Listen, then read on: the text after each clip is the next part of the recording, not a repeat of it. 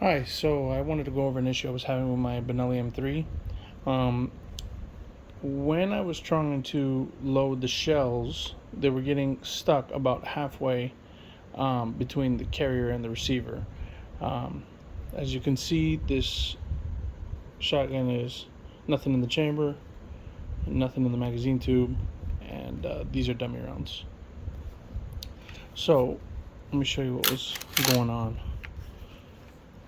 So when I went to load a shell, it was getting stuck right about there, and without putting too much pressure on it, it gets stuck right there. So let me just go over some of the issues that might be causing that.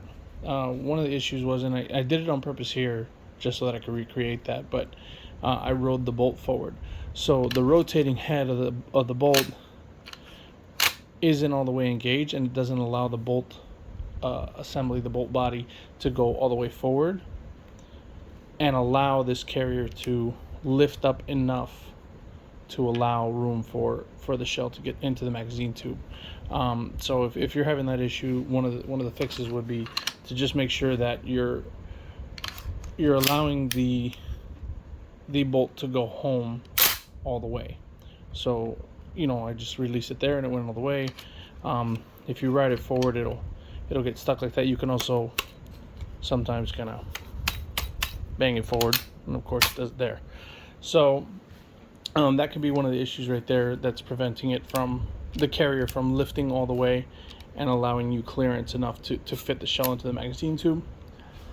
The other issue could be this carrier is bent. This metal tang here could be bent one way or another, or wobbly, or anything like that. If it's out of alignment, there are two grooves, which I'll show you right now, in the bottom of the bolt assembly that allow for this carrier to recess farther, and you need that in order to have the space enough for the shell to fit. So I'm going to go ahead and take this apart real quick and show you what's going on the inside, just so you can have a look.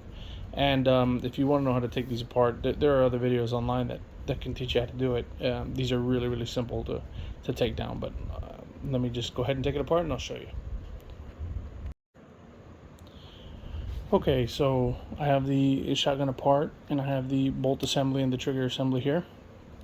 And what I was talking about earlier is when the shotgun is assembled, these two sit like this.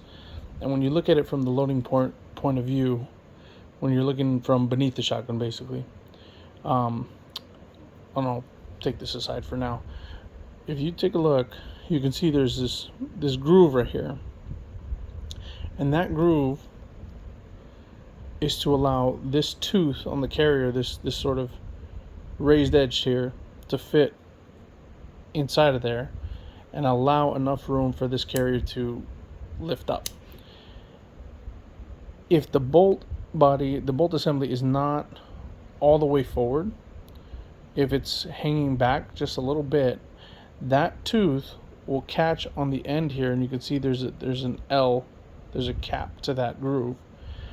That tooth will catch on that cap, and just that little tiny bit is enough to not allow enough clearance for a shell to go into the magazine tube. So you want to make sure that your bolt is all the way forward.